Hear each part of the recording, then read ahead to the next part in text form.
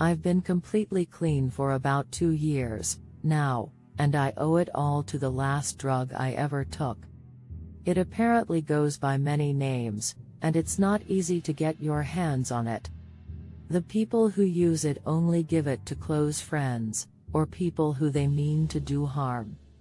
Nothing can prepare you for the experience, not even smack. Myself, I did dead arm when I was a senior in college. Finals were getting rough.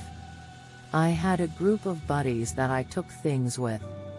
Not exactly the type of friends your parents hope you'll make. None were students like me, just townies, all different ages from 17 to almost 60.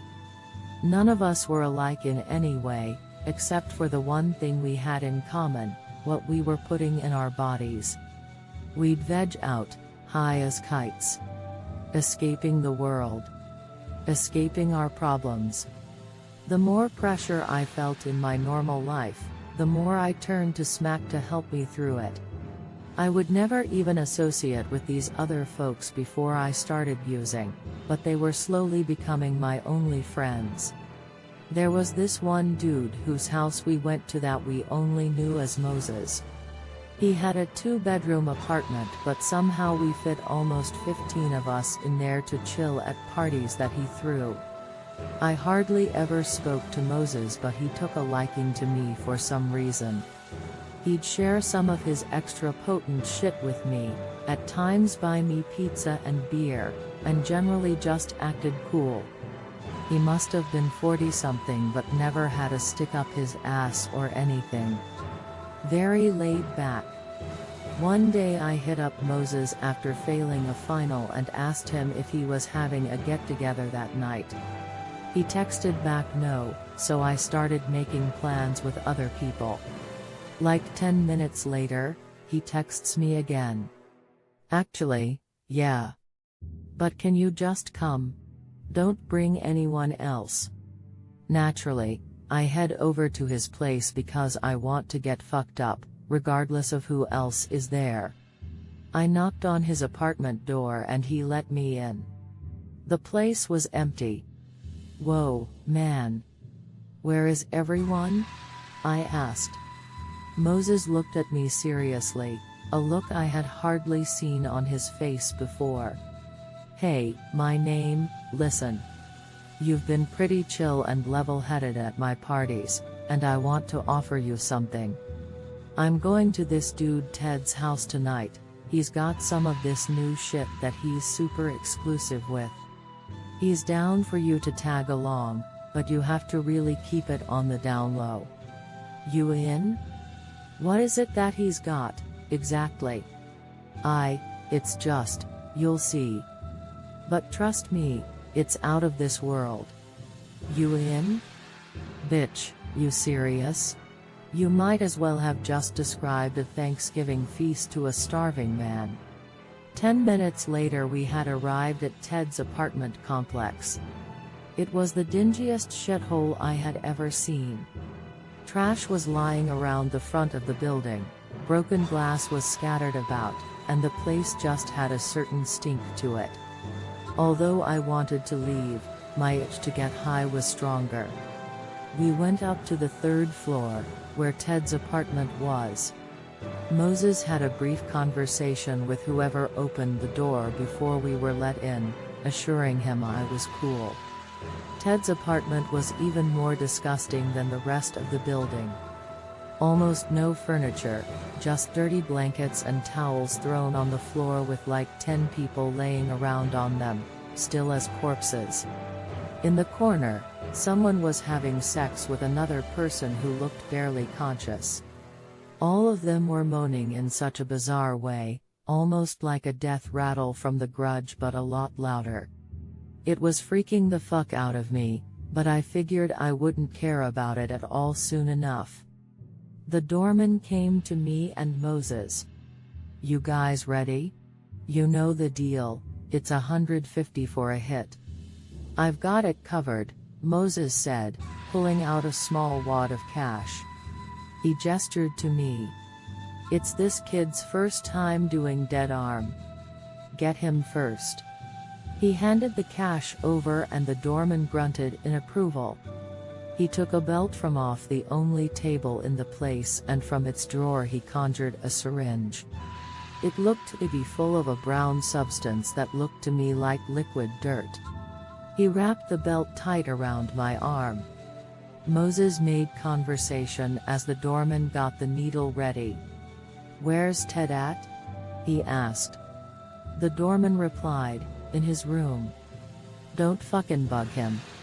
"Fair enough." "No Ben tonight?" "Nope." "Remember what happened to his arm last week? He's too embarrassed to be seen like that, I guess. Shoulda just cut it off." "No doubt, brother." The doorman approached me with the needle. I nodded at him and he stuck it into one of the protruding veins in my arm. I watched the brown liquid leave the syringe and make its way into the bloodstream. As soon as the needle was out, I immediately and unwillingly dropped to the floor. My knees just stopped working. Everything stopped working. I couldn't move my head, arms, legs, even my mouth was hanging open. Completely numb, completely paralyzed. My head started ringing terribly. It was terrifying. I started to try and call out, but all I could do was moan, and I realized with a jolt that the noise I was making was not at all unlike the noises everyone else in this room was making. Then, suddenly, the ringing in my head stopped and was replaced with such a deep relaxation that I cannot even describe to you through words. It was unlike anything I had ever felt, almost otherworldly carelessness. My paralysis suddenly did not matter, my finals did not matter, nothing mattered. My muscles felt like they were being lightly tugged in every direction. It felt like my body was dissolving into a puddle onto the floor, and it was incredible. Not long after, I saw Moses fall to the floor by my side. The doorman stepped over us both and put the syringes he had used on us away. Then he went back to standing by the door, playing on his cell phone. An hour passed. Nothing but pure bliss and silence, apart from the moaning and the humping in the back. Soon, though, that latter noise stopped and suddenly, this bare-naked dude was standing above me, the guy who was doing the banging. He crouched down to me, this hungry look in his eyes. I didn't care, I couldn't care. All that mattered was that I was lying down, with my muscles being deliciously pulled by whatever this shit in my veins was. Unable to move. Unable to think. Only existing at bare minimum. The naked stranger started whispering something to himself and licking his lips. He got closer to me, his face mere centimeters from mine. "Hey!" the doorman yelled. The naked stranger was yanked off of me and thrown into the apartment wall. The doorman raised a fist to him threateningly. "What the fuck do you think you're doing? You paid for that one in the back, not this one. Come on, man. Let me have this." The naked man screamed. "Is this going to be a fucking problem? Do I have to bring Ted in here?" I heard the naked man whimper in fear. He shook his head, hustled to grab his clothes, and then ran out of the apartment with them. And still I was on the floor without a care in the world. Almost raped by a stranger, and couldn't be bothered to give the slightest shit. I lay there for another hour. Slowly, I felt myself coming back down to earth a bit. Although I still couldn't move or think straight, I started becoming a bit more aware. I wondered how long I would be like this. I wasn't worried about it, it was just genuine curiosity.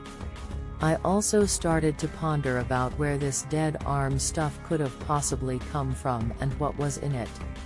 Call it my inner conscience, call it God, or call it voices in my head, but something answered my bemusement.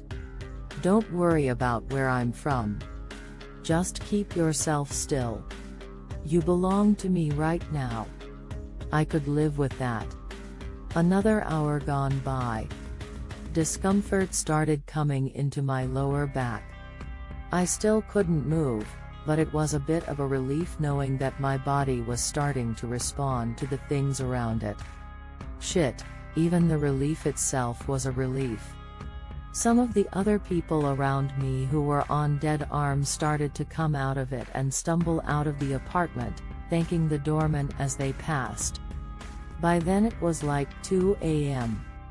At probably around 2:30, the doorman got off his phone and went out of my sight. I heard him knock on a door, most likely to one of the bedrooms, and call out, "Yo, Ted. I'm out, man. You still got 6 or 7 out there, so just a heads up." Although I could hear noises in response, I couldn't exactly tell what was being said. The doorman spoke again, "Yeah, alright, man. Have a good night." The doorman came back into my view, stepped over me, and walked out of the apartment. Another hour passed when I heard one of the doors in the back open. At the same time someone came walking out. One of the people who had been high on the floor started coming to, a woman. I heard her say to someone softly, "Oh. Hey, Ted. Thanks for the hit. Do you think you could help me to the door? My legs are still a little numb." The noise that replied almost completely killed my high. It was a mix between a scream and wet gurgle.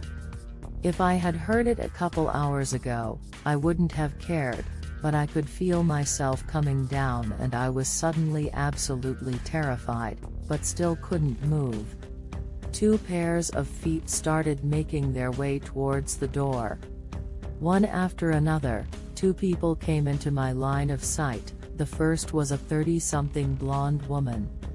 She was stumbling a bit, using the wall as support before making her way out the door. Couldn't recall exactly what she looked like. But the second person I will remember until the day I die. He was a man, but unlike any person I have ever seen, before or since. His body looked like it had been stretched, pulled every which way like elastic. His arms were so long that his fingertips were touching the floor. His jaw was so wide open that the entirety of his mouth had to be at least a foot long, and it was full of jagged, broken and yellow teeth. The skin under his beady eyes was black and sunken. The hair on his head was grown in uneven patches. Brown patches were all over his face, arms, and legs, and they were disgustingly leaking a similar colored liquid onto the floor. It looked quite a lot like dead arm. This man was practically inhuman. Nobody in the human race, regardless of our breakthroughs in cosmetics, looked like that or was ever supposed to look like that. It was a fucking monster standing over me. And even still I could not move. All I could do was scream, and even then not very loudly. When I did, the wet, beady eyes of the monster person looked down at me. The thing's head cocked slightly and a look of confusion came over its face, as if it couldn't understand why the fuck I was screaming at the sight of it. It shook its head and walked out of my view, which terrified me more. I didn't want to look at it, but I also didn't want to be unaware of what it was. My mind was racing furiously, wondering what I should do, if maybe somehow I could roll myself to the door. No. No. Just relax. You belong to me for now, remember? It's not so bad. Just look at Ted. That fucking thing was Ted. I tried to fight the overwhelming urge to just lay there, but found myself just as helpless as before. The straining to move at least one of my muscles was fruitless and started paining me greatly. Suddenly my muscles weren't relaxed, they were flaring up. It hurt so badly I didn't even scream, I just passed out. When I woke up, I was myself again. And I immediately started screaming as the memory of what went down last night came rushing back to me. Moses, who looked like he had just woken up himself, was crouching next to me instantly. "Dude. Get a hold of yourself," he yelled. "Relax." I told him everything that had happened, from the naked stranger to the voices I had heard after taking the dead arm and the oozing monster that had come out of the back room. Throughout my explanation, Moses' face fell. He said, in a low voice, "You need to leave right now. Ted's insecure enough as it is, and you're not gonna help by calling him a fucking monster. Thankfully for you he's asleep right now." What the fuck? Dude, he was stretched out, he didn't even look like a person. Side effect of the dead arm, man. Ted knows how to party. Are you fucking telling me that we could end up like that if we keep using that shit? Dude, don't you remember how good it felt? Are you telling me it's not worth it? By the time he finished his sentence, I was already out the door. I got out of the apartment complex and turned my head. From one of the windows on the third floor, I saw a glimpse of Ted, the monster person, staring down at me with those tiny eyes, the impossibly wide jaw still agape in a permanent state of relaxation. I screamed and sprinted away. I couldn't help it. Ever since that night, I refused to touch another substance. I never spoke with Moses or the old crew again. And I never even once walked near Ted's house. Not long after my night there, he was gone and I never got the invite to come back, and part of me was glad. He's what I was afraid of the most. Because I know someday I'm going to end up just like him. I'm off drugs now because nothing can compare to Dead Arm. Nothing at all. I'll find it again and will use it. This is one addiction that no amount of rehab can help. The relaxing helplessness, the stillness of the mind. Oh, and that soothing voice, too. I hear it even today, all the time, whispering to me. "You're still mine and I know you'll come back."